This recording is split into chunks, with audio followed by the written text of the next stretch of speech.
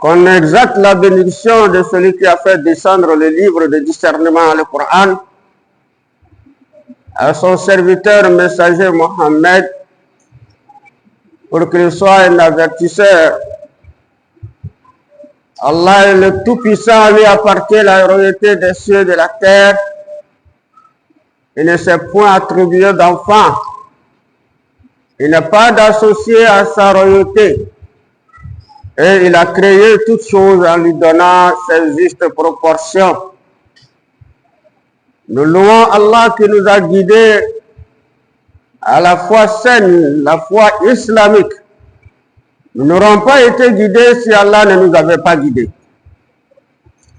Celui que Allah a guidé de par la volonté de la personne, c'est lui le bien guidé. Et quiconque choisit la voie de l'égarement, de l'associationnisme et de l'adoration des autres créatures et s'égare dans cette situation, alors Allah affirme à son messager Mohammed que tu ne trouveras aucun allié pour la personne pour la mettre sur le droit chemin.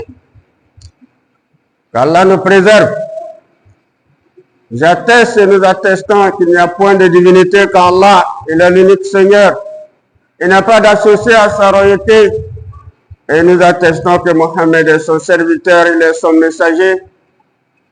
Et le salut, la miséricorde, la paix, la bénédiction d'Allah soit sur lui, sur sa famille et sur tous ses compagnons. Et tous ceux qui le suivirent et le suivront jusqu'au jour de la résurrection. Chers fidèles, louange à Allah. Nous ne cessons de reconnaître les bienfaits d'Allah et nous implorons Allah le tout miséricordieux de nous inscrire partout, de nous inscrire tous parmi ses serviteurs reconnaissants. Qu'Allah nous guide davantage à l'islam, qui nous facilite la pratique des différentes implications de l'unicité d'Allah dans la sincérité et dans cette croyance saine. La semaine passée, le vendredi passé, j'avais également développé ce thème relatif à la croyance saine, l'unicité d'Allah et ses implications.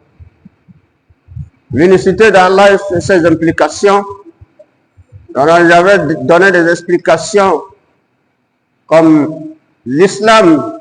Allah nous recommande de pratiquer l'islam, non pas seulement les gestes secs, tels que prier sèchement ou jeûner sans savoir pourquoi, qu'est-ce que le cœur nous motive, ou après accomplir les pèlerinages sans savoir qu'est-ce que notre cœur nous motive, ou quasiment pratiquer tout ce qui est de bien fait sans savoir sur quelle orientation nous oriente notre cœur en les pratiquant.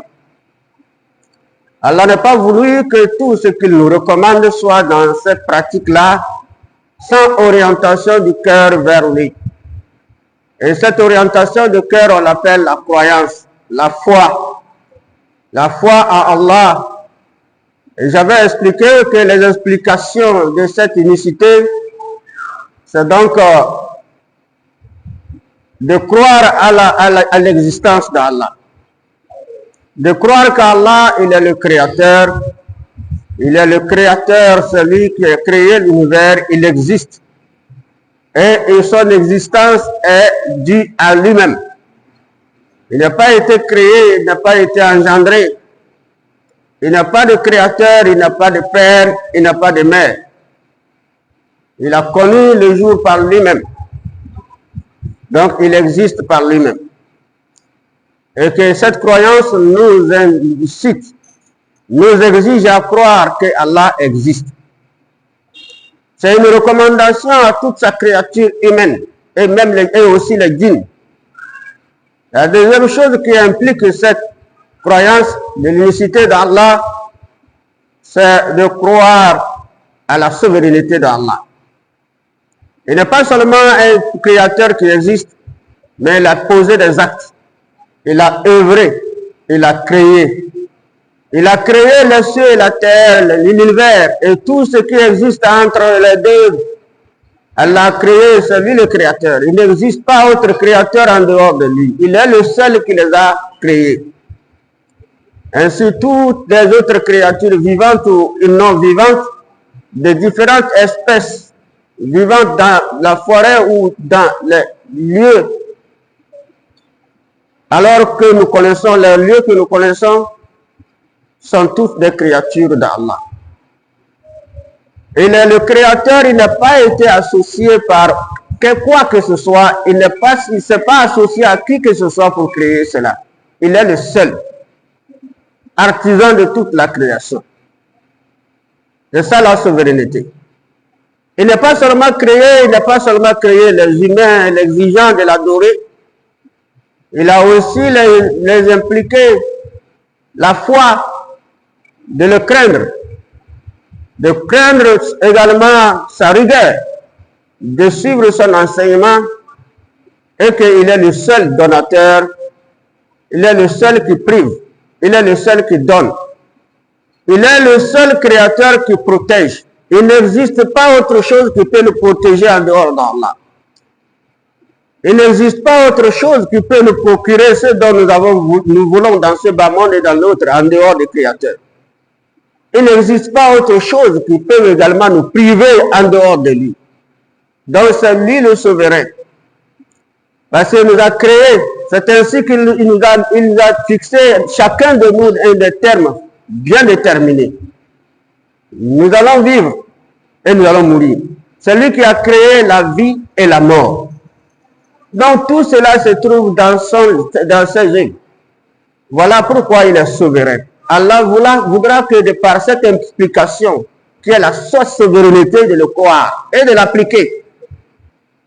La troisième chose qu'Allah nous recommande, c'est de croire à ses attributs. Les attributs dont j'avais déjà expliqué l'essence des attributs, laysa kamithlihi shay, il ne ressemble à rien et rien ne le ressemble. Et tout ce qui concerne également toutes les considérations nobles l'appartiennent. Quand on dit roi, Allah, il est le roi des rois. C'est lui le roi des rois, c'est lui qui offre la royauté. C'est pourquoi il dit Qul Allahumma malik al-mulk. Il est al-malik, il est le roi, le roi et c'est lui qui donne le roi, la royauté à qui il veut, le pouvoir à qui il veut. Donc on ne peut pas comparer le pouvoir de la créature et du créateur. Allah est le créateur, c'est lui qui a créé l'homme, c'est lui qui lui donne le pouvoir. Donc le pouvoir de l'homme n'est pas comparable au pouvoir d'Allah. Et cette considération l'appelle attribut. Ainsi les créatures se ressemblent. Nous les créateurs, nous les créatures, nous ressemblons. D'autres créatures se ressemblent. On voit les êtres humains, vous verrez quelqu'un ici, vous allez dans notre pays, vous voyez une autre personne qui la ressemble. Mais Allah ne ressemble à personne. Parmi des animaux, il y a des ressemblances. Parmi les arbres, il y a des ressemblances. Parmi des plantes, il y a des ressemblances. Tandis que lui ne ressemble à personne. Il ne ressemble à rien et rien ne lui ressemble. Laysa kamithlihi shay, et rien n'est comparable à lui. C'est pourquoi lorsqu'on parle de la générosité, c'est lui le plus généreux. Allah, on dit Al-Karim, le généreux. C'est l'un des attributs d'Allah, Al-Karim, c'est lui le généreux. C'est-à-dire Allah donne. Et encore, il veut qu'on le demande. Et il veut qu'on le demande. Et lorsque nous ne le demandons pas, Allah se fâche. C'est l'un des attributs d'Allah très important. Si nous ne le demandons pas, lui il se fâche. Il ne ressemble pas à l'homme qui peut prétendre être généreux. Parce que l'homme peut se fâcher lorsque vous le demandez constamment. Quand vous venez à lui, chaque jour le demander, l'homme va se fâcher. Mais Allah veut que de chaque heure, chaque minute, chaque seconde, chaque moment, nous le demandons. Et il est content de notre demande. Voilà la différence qu'il y a entre l'homme et la créature. Ce qu'on attribue l'homme par rapport à cet attribut qui qui n'est réservé qu'à Allah Al-Karim, le généreux, le miséricordieux, le très miséricordieux. Il s'agit de la compassion.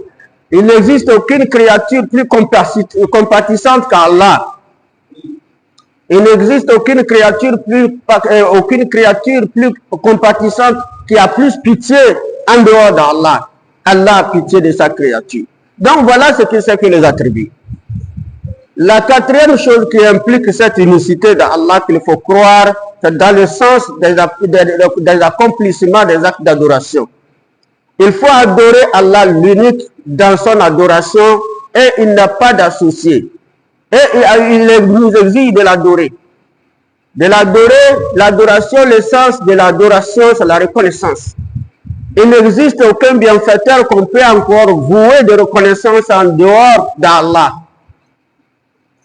On ne peut pas vouer notre reconnaissance aux pierres, aux animaux, aux arbres, aux génies, aux marabouts, aux charlatans. On ne peut pas vouer notre... Parce que d'abord, ce n'est pas eux qui nous ont créés. Et ils sont des créatures. C'est Allah qui les a créés. Ils ont été créés. Et ce que l'homme doit se solliciter auprès de ces choses-là en les adorant, ce sont des créatures aussi faibles, qui ont aussi été créées et qui ont aussi des besoins. Ces créatures ont besoin. Ils ont besoin aussi de vivre. Le marabout a besoin de vivre. Les charlatans ont besoin de vivre. Les djinns ont besoin de vivre. Ils ont tous besoin d'être protégés contre le mal. Alors nous allons, que Dieu nous préserve, auprès d'eux pour demander protection. Pourtant, lui aussi, il a besoin de protection. Qui le protégera? C'est Dieu. Et qui nous protégera? Allah promet, c'est lui. Donc voilà la différence entre Dieu et tout ce qui est, en ce qui concerne les croyances dans l'adoration. Il faut croire à Allah l'unique, que c'est lui seul capable de tout, et il mérite notre reconnaissance dans tous ces sens-là, et il nous exige de l'adorer pour prouver notre reconnaissance. L'adoration aussi signifie le rappel. On ne peut pas vivre sur la terre sans se souvenir de temps en temps de notre Créateur, le bienfaiteur. De temps en temps, il faut se souvenir, il faut se rappeler de lui. À chaque fois, nous sommes dans une activité, nous nous battons dans nos activités, nous travaillons, nous cherchons de quoi subvenir à nos besoins. À un moment donné, à une heure donnée, on se rappelle de Dieu. Et on se rassemble à un lieu pour se rappeler de lui. Et ce rappel également nous donne de confort et plus de force et plus également de confiance en nous, en confiance en lui. Et nous nous lançons encore dans les activités. Et nous l'oublions un moment, nous nous occupons des autres choses. À un moment donné, nous répondons encore à l'appel de ce rappel. Nous nous rassemblons encore. Alors par jour, on le fait plusieurs fois. Par semaine, on le fait par les jours de vendredi. Alors par an, on le fait par le jeûne, ainsi que le pèlerinage, par la zakat. Nous nous rappelons d'Allah. Et voilà ce qui signifie l'adoration. Alors la croyance à l'unicité d'Allah dans l'adoration, sans la signer des associations aussi, s'explique par la sollicitation. Quand on adore, ça veut dire qu'on le sollicite. Nous sommes reconnaissants de ses bienfaits. Nous le sollicitons protection. C'est lui que nous allons lever la main pour dire protège-nous. C'est lui que nous allons lever la main pour dire notre marché ne marche pas. Notre travail ne marche pas. Nous sommes confrontés aux ennemis. Nous sommes confrontés à ceci et cela. Ô Seigneur, le Créateur, le Tout-Puissant, le Tout-Miséricordieux, dont nul n'a de force et de puissance que toi. C'est ça l'adoration. Donc il faut unifier Allah dans cette adoration. Et lorsque nous adorons Allah et qu'il n'est pas unifié, et que maintenant cette adoration est tachée de l'associationnisme, pourtant nous avons proclamé une certaine parole, comme une promesse que nous promettons à Allah. Quand nous rentrons à la maison, à la mosquée, le tout premier sourate qu'il faut réciter, avant même que sa prière ne soit acceptée par ce Créateur, c'est la sourate Fatiha, sourate d'ouverture. Nous disons Alhamdulillah, nous le louons. Comme nous reconnaissons ses bienfaits, nous reconnaissons que c'est lui qui nous protège. Nous reconnaissons que la santé vient de lui. Nous savons que la mort vient de lui, mais il nous a laissé un temps de vivre. On dit Alhamdulillah Rabbil Alamin. Ar-Rahman Ar-Rahim. On dit vraiment tu es amitié, miséricordieux, tu es clément. Tu nous aimes, tu as pitié de nous dans tous les sens. Malik Yawmiddin, c'est toi le pouvoir, c'est toi le souverain. C'est toi qui détiens le pouvoir, tu es roi. Nous comptons sur ta royauté. Iyyaka na'budu wa iyyaka nasta'in. Et nous disons à Allah encore que c'est toi seul que nous adorons. C'est là Allah se fâche contre nous lorsqu'on nous associons contre quelque chose. 5 fois par jour dans chaque sourate, dans chaque raka, on dit Iyyaka na'budu wa iyyaka nasta'in. Qui signifie c'est toi seul que j'adore. C'est toi seul que nous adorons. Et c'est toi seul nous cherchons secours, nous cherchons protection. C'est toi seul. On dit ça, ce qui veut dire que quand on dit ça, c'est une promesse. On a pris un engagement ferme dans Allah. Après avoir dit la ilaha illallah, point de divinité qu'Allah. Il est le seul. Et maintenant on dit c'est toi seul que je me suis promis d'adorer toute ma vie. Et c'est vers toi que je sollicite les bienfaits. Wa iyyaka nasta'in. Je me réfugie auprès de toi contre la pauvreté. Je me réfugie auprès de toi contre les maladies. Je te sollicite les biens, la santé, etc. Iyyaka na'budu wa iyyaka nasta'in. C'est ce que nous disons dans Fatiha. Et maintenant tu sors un problème, te tourmente encore, tu prends une autre direction. Là, Allah ne serait pas d'accord avec nous. C'est pourquoi Allah dit Ya ayyuhalladhina amanu la taqulu Allah wa rasul wa taqulu amanatukum in kuntum ta'lamun.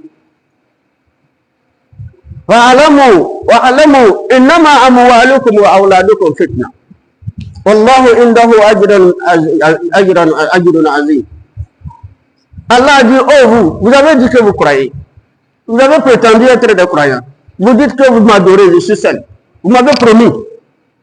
Alors ne violez. Pourquoi vous violez votre engagement?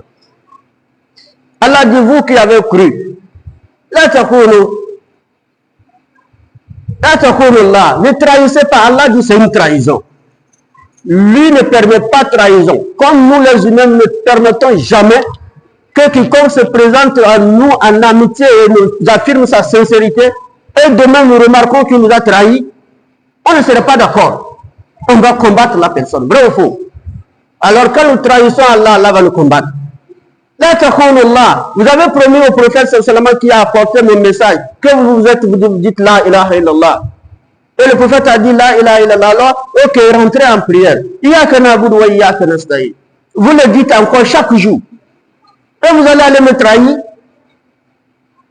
Pourquoi? Parce que vous êtes malade. Vous ne savez pas par quel moyen l'islam qui est licite, halal, que moi, Allah, j'ai prescrit pour que vous, les croyants, vous passiez pour chercher guérison. Vous ne savez pas. Vous ne vous renseignez non plus. Vous ne savez pas par quelle voie il faut passer pour se solliciter Allah de te préserver contre la situation que tu souffres. Vous ne savez pas quelle voie. Et c'est cette voie-là, vous allez pour me trahir, moi le créateur de cette personne qui est là.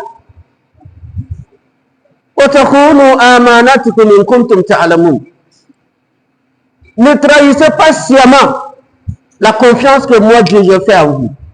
Allah dit quand vous dites la ilaha illallah, Muhammad Rasulullah, il vous place confiance. Il dit ne trahissez pas Allah et ne trahissez pas sciemment la confiance que moi Allah je vous ai placée. Pourquoi vous voulez trahir ma confiance et je vais vous permettre? Aucun chef n'acceptera qu'un administrateur, un travailleur trahisse sa confiance. Il va le foutre en prison. Pourquoi nous voulons trahir la confiance à Allah? Il va nous laisser vivre et aller rentrer au paradis parce que nous prions. Ce n'est pas possible. La prière ne servira à rien. Voilà pourquoi il faut adorer Allah dans son unicité sans la signer d'association. Si on sait qu'on est capable d'assigner à Allah des associations, en priant, en allant d'autres directions, en priant, en croyant à d'autres choses, laissez la prière. Allah dit qu'il n'a pas besoin de faire. Parce que ce sont des prières que moi, Allah rejette. وَلَقَدْ أُوحِيَ إِلَيْكَ وَإِلَى الَّذِينَ مِنْ قَبْلِكَ لَئِنْ أَشْرَكْتَ لَيَحْبَطَنَّ عَمَلُكَ وَلَتَكُونَنَّ مِنَ الْخَاسِرِينَ بَلِ اللَّهَ فَاعْبُدْ وَكُن مِنَ الشَّاكِرِينَ وَمَا قَدَرَ اللَّهَ حَقَّ قَدْرِهِ وَالْأَرْضُ جَمِيعًا قَبْضَتُهُ يَوْمَ الْقِيَامَةِ وَالسَّمَاوَاتُ مَطْوِيَّاتٌ بِيَمِينِهِ سُبْحَانَهُ وَتَعَالَى عَمَّا يُشْرِكُونَ. Allah dit وَلَقَدْ أُوحِيَ إِلَيْكَ. Nous avons révélé des paroles en t'enseignant la sincérité, en t'appelant la sincérité et en te recommandant de ne pas nous trahir, d'adorer un seul Dieu. Et comme nous l'avons recommandé à tous ceux qui vous ont précédés, ceux qui vous ont passé avant vous, tous les musulmans qui sont morts avant vous, ce message vous les poursuit. Et Allah les poursuit avec le même message. La in ashrakta. Si vous m'associez à quoi que ce soit, la yahbatanna amaluka wa la takunanna min al-khasirin. Si tu m'associes quoi que ce soit, toutes tes œuvres seront vaines et tu seras parmi les perdants. Les perdants, les œuvres sont perdues, les œuvres ne sont pas acceptées. Nous comptons sur quoi après la mort? Nous comptons sur nos prières, nos jeûnes, nos zakats, nos aumônes. Nous comptons sur tout ça. Nos pèlerinages, on se dit avec ça, Dieu est grand, il va nous mettre au paradis. On vient au paradis, il n'y a pas pèlerinage. On vient au paradis, il n'y a pas prière, il n'y a pas jeûne. Il n'y a rien, il n'y a pas la prière, il n'y a rien. On dit, mais qu'est-ce qui se passe? Mais j'ai prié, j'ai jeûné. Allah a dit, tout a été annulé. Tu n'as rien. Et Allah, le prophète sallam a dit, Allah va montrer une grande montagne des œuvres de prière, des zakats, qui seront des œuvres qui pourront te faire rentrer au paradis. Il dit, vois ça? Oui. Mais tu n'as rien. Et Allah recommande un vent de souffler comme la poussière. Et ça s'envole. Et on met la personne dans l'enfer. C'est ça la perte. Et tu seras parmi les perdants. Le plus grand perdant, c'est celui qui va vivre, prétendre adorer Dieu et aller rentrer à l'enfer. C'est le plus grand perdant. Parce que le mécréant n'a pas adoré Dieu. Il va au paradis, il reconnaît qu'il a refusé. Mais moi j'ai fait, mais pourquoi me mettre au paradis? Voilà ce que tu as fait. Il n'y a pas d'argument ce jour-là. Qu'Allah nous préserve. Donc chaque musulman n'a qu'à faire très attention.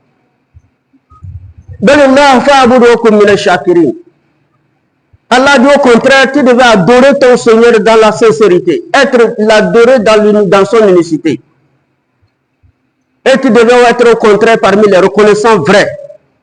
Tu dis que tu es reconnaissant. Tu dis Alhamdulillah Rabbil Alamin. Tu mens. Louange à Allah, Seigneur de l'univers, je reconnais tes bienfaits. Allah dit, tu mens, tu ne me reconnais pas. Si tu me reconnais que je suis des bienfaits, tu ne devais pas aller chercher bienfaits ou protection ailleurs. Je t'ai créé pour te laisser au mal. Tu ne me cherches pas, tu ne me demandes pas et tu ne donnes pas. Je ne te protège pas.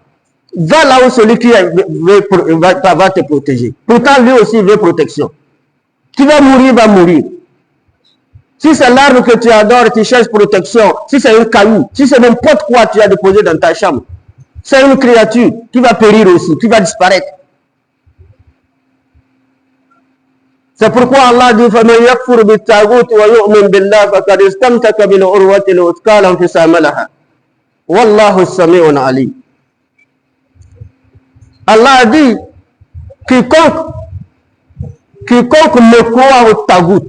Tagout veut dire tout ce que l'homme peut adorer, croire à sa puissance, à ses bienfaits. On appelle ça tagout. Quiconque a me cru, il a rejeté sa croyance n'est plus là-bas. Il a quitté cette croyance. Et il a embrassé la foi de l'unicité d'Allah. Il adore Allah dans le sens de son unique Dieu.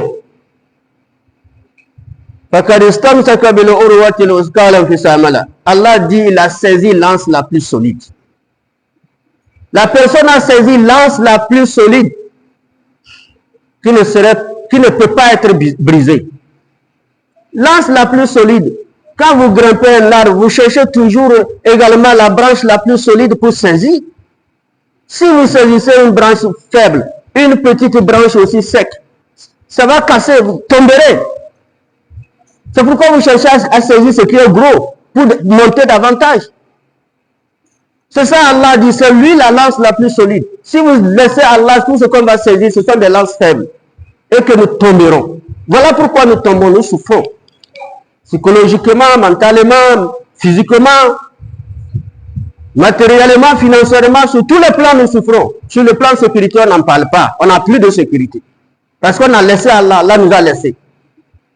Ils ont oublié Allah et Allah les a oubliés.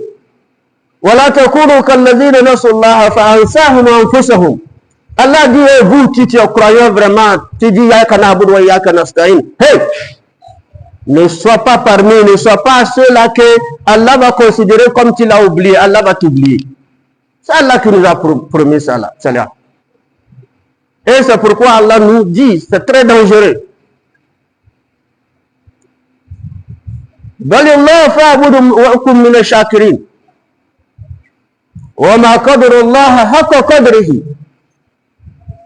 Allah dit vraiment, ils n'ont pas estimé Allah sa juste valeur. Ils n'ont pas estimé. Vous prétendez que Allah est grand, Allah Akbar, Allah, c'est faux. Vous n'avez pas estimé Allah que vraiment il est grand. Quand les musulmans voient quelque chose de la hawla wa la quwwata, c'est faux. Quand la hawla wa la quwwata, c'est faux. La hawla wa la quwwata illa billah, ça veut dire il n'y a aucune force, ni aucune puissance que par Dieu seul. Mais tu dis encore Yakana Bourou Yak et tu sors encore, tu vas ailleurs. C'est quoi cet islam-là? Donc nous devons savoir ça. Les actes d'adoration associés à Allah, c'est dans ce sens-là. Les actes d'adoration associés à Allah dans le sens pratique d'une autre adoration, d'une autre croyance, ou dans un sens pratique de par la langue. On peut être associateur par la langue. Si tu n'es pas associateur, n'évoque pas la puissance des associateurs ou de l'associationnisme. Mais c'est ça le cas des musulmans, malheureusement. Voilà d'abord venu les associateurs. Il invente également le pouvoir et la puissance des associateurs. Ou carrément il se dit, il n'est pas associateur, mais il dit, mais je connais quelqu'un là, il est puissant. Hein? Oh, lui, le marabout là, voilà, si tu vas chez lui, ton problème va résoudre. Enlève ça. Moi, je connais plus t'accompagner là-bas. Mais moi, je ne fais pas ça. Hein? Tu fais. Tu fais. Tu as déjà fait. Et celui qui fait, et lui aussi, il invente ça. Oui, on a dit l'islam là, il faut adorer Dieu, il ne faut pas. C'est faux. Vous voulez suivre ça là, on va périr. Il faut les laisser là-bas. Là. Ils ont les noms qui donnent, les surnoms qui donnent les gens qui disent que c'est haram. Que Dieu nous préserve. C'est pourquoi Allah nous dit, et ils ont des paroles de mécréance. وَلَقَدْ قَالُوا كَلِمَةَ الْكُفْرِ وَكَفَرُوا. Et ils deviennent mécréants. Mais il est musulman. Mais Allah dit qu'il est devenu mécréant. Parce qu'il a la parole de kufr, la parole de mécréance. Il croit une chose et il l'évoque avec sa parole. Ils évoquent les paroles de la mécréance avec leur langue. Et ils évoquent cela. وَكَفَرُوا بَعْدَ إِسْلَامِهِمْ. Ils deviennent aussi des mécréants après avoir cru, après avoir accepté la foi islamique. Ils deviennent des mécréants. Malheureusement, qu'Allah nous préserve. Donc c'est pour nous dire, c'est la situation la plus dangereuse pour le musulman. La plupart des péchés, on connaît des péchés, l'adultère, ceci, le vol, etc. Tous ces soucis-là, tous ces péchés-là, que vous connaissez en dehors de l'adoration autre chose, ou associé à Allah autre chose. Si on rassemble toutes ces choses-là, tous ces péchés-là en bloc, ils ne font pas l'équivalent de l'associationnisme, le degré de la puissance et du poids de l'associationnisme. L'associationnisme va prendre le dessus. C'est dangereux. Quelque chose qui va te sortir de l'islam et que tu n'es plus musulman, tu marches, on voit musulman, boubou, prière, yakana, boubou, mais zéro. C'est pas possible, c'est pas sérieux, il faut qu'on croit sincèrement. Parce qu'il ne faut pas qu'on nous mette dans le trou là, on ferme, on s'en va, c'est là maintenant, on ouvre les yeux. Donc c'était vrai. Les gens disent, faut le camp. Tu n'avais pas les oreilles, tu n'avais pas la raison, tu n'avais pas l'intelligence. C'était vrai, maintenant tu as vu. C'est ça que nous voulons, qu'Allah nous préserve. اهدنا الصراط المستقيم صراط الذين أنعمت عليهم غير المغضوب عليهم ولا الضالين آمين. أقول قولي هذا أستغفر الله لي ولكم وسائر المسلمين من كل ذنب واستغفروه إنه هو الغفور الرحيم.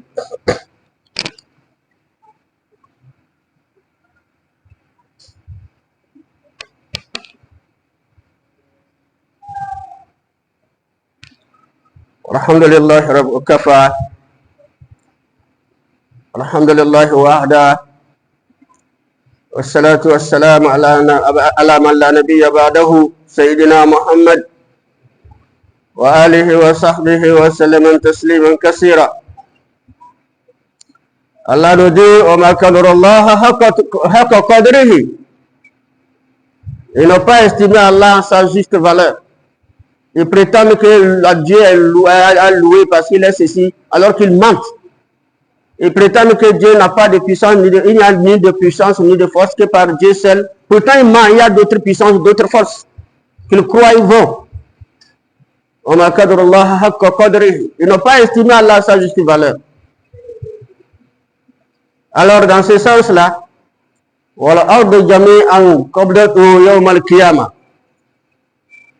pourtant, quand on dit ni n'a de force, ni de puissance qu'Allah seul, Allah l'affirme et dit, ils n'ont pas estimé ma valeur. Ils n'ont pas reconnu ma seigneurie, ma souveraineté, ma puissance, ma force. Ils n'ont pas reconnu.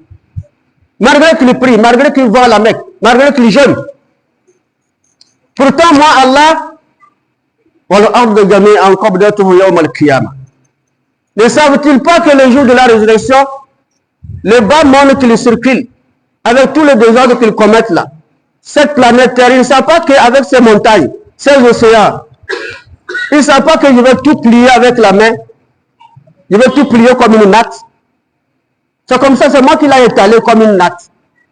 Et le jour que je replie encore cette terre-là comme une natte. Les ciels qu'ils voient en haut, ils admirent la gigantesque de ce ciel. Ne savent-ils pas que moi, à la fin du temps, moi je vais saisir ce ciel-là et en faire un poignet dans ma main? Ils ne savent pas. Les ciels que nous voyons, quand tu parcours le monde, c'est le ciel qu'on voit. Quand on parcourt le monde, c'est la terre et on circule. Allah dit, il va plier ça comme la natte que nous plions. Avec la date là même, malgré tout, et quelques distances là même, on plie, arriver ici, on commence pas à suer. Oh, votre natte là, c'est trop long, hein. Parce qu'on est déjà fatigué. L'étendue de la terre tout entière, Allah dit, va la plier. Et le ciel, il va plier le ciel comme dans le poignet de sa main. Et tenir le ciel comme ça. Le ciel n'existera plus. C'est avec ça vous s'amusez. C'est avec ça les gens jouent. Ce Dieu-là. C'est pourquoi il nous met en garde. Il ne veut pas nous voir souffrir. C'est pourquoi il s'est attribué à Ar-Rahman Ar-Rahim.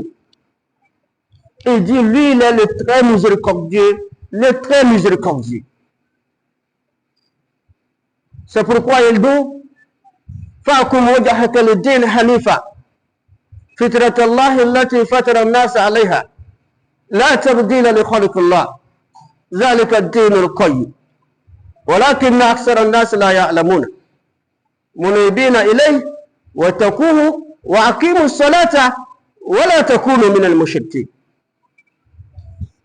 Allah dit, tourne tout ton être vers la religion que Allah a originellement donnée à l'homme.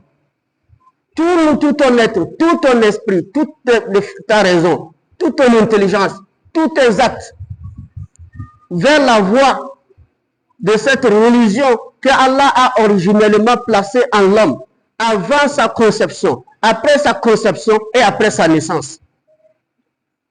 L'islam est la foi originelle de l'homme. Le prophète sallallahu alayhi wa sallam l'a expliqué. Que chaque être naît en état de fitra, en état originel, de la foi en l'unique Dieu.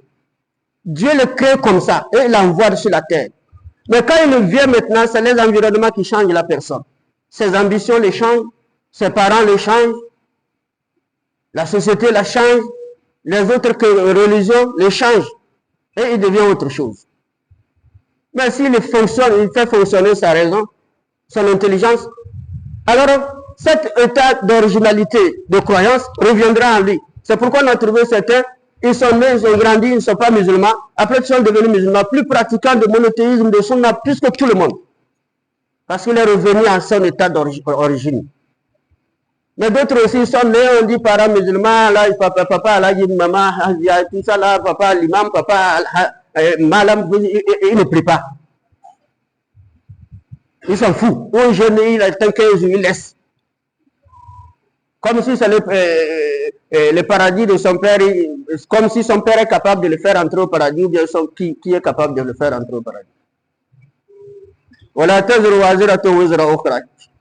Chacun portera les fruits de... Personne ne portera les fruits de l'autre. Si tu es égaré, tu es égaré. Qu'Allah nous préserve. Chaque parent fasse effort pour que ses enfants soient droits. Emprunte cet état originel de la croyance. Et lorsque vous faites tous les efforts qu'il faut et que la société est prête à l'égarer et à accepter cet égarement, alors maintenant vous êtes dégagé. Mais dès le bas, si vous délaissez également cette éducation qui est un droit pour cet enfant, alors vous aurez le compte aussi à rendre. Pour tout ce que l'enfant va subir, vous le subira. Parce que vous êtes la première cause. L'initiative de Dieu n'est pas à blaguer.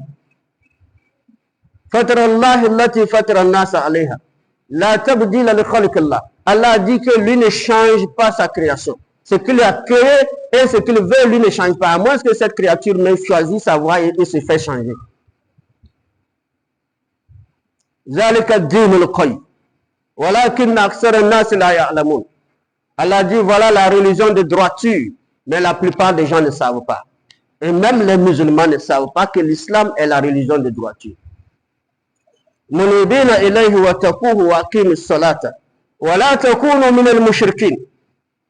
dit, repentez-vous pour les péchés que vous faites.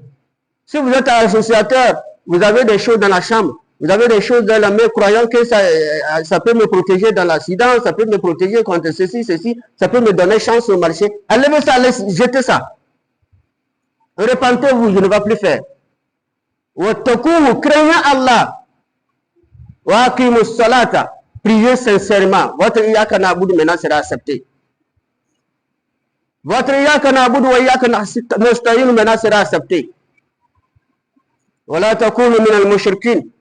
N'osez pas à demeurer mécréant, à être parmi les mécréants. Qu'Allah nous préserve. Toutes ces mises en garde là sont mises.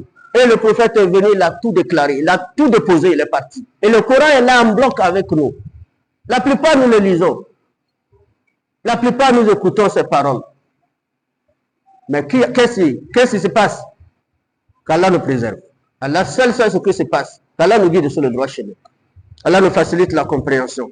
Qu'il nous accorde la chance de pratiquer l'islam dans la sincérité, dans la vérité, et vraiment dans la sincérité, dans la vérité. Et que nous soyons vraiment des musulmans qui marchent avec des croyances saines, ancrées dans nos mémoires, dans nos esprits, dans nos cœurs. Et que nos intelligences, dans toutes les actions que nous avons abordées, que nous n'oublions pas que Allah est unique. Il est l'unique. Il mérite notre adoration et dans la sincérité. Qu'Allah nous inscrit parmi les sincères. Il veut que nous soyons reconnaissants. Qu'Allah nous inscrit parmi les reconnaissants. ربنا إننا آمنا فاغفر لنا ذنوبنا وقنا عذاب النار ربنا ظلمنا أنفسنا وإن لم تغفر لنا وترحمنا لنكونن من الخاسرين اللهم ارحمنا بالقرآن واجعله لنا إماما ونورا وهدى ورحمة اللهم انفعنا ورفعنا بالقرآن العظيم برحمتك يا أرحم الراحمين يا رب العالمين ربنا آتنا في الدنيا حسنة وفي الآخرة حسنة وقنا عذاب النار ربنا لا تزغ قلوبنا بعد إذ هديتنا وهب لنا من لدنك رحمة إنك أنت الوهاب ويا ربنا آتنا إننا آمنا فاغفر لنا ذنوبنا وقنا عذاب النار ربنا ظلمنا أنفسنا وإن لم تغفر لنا وترحمنا لنكونن من الخاسرين اللهم احسن عاقبتنا في الأمور كلها وأجرنا من خزي الدنيا وعذاب الآخرة توفنا مسلما وأهلكنا بالصالحين سبحان ربك رب العزة عما يصفون والسلام على المرسلين والحمد لله رب العالمين.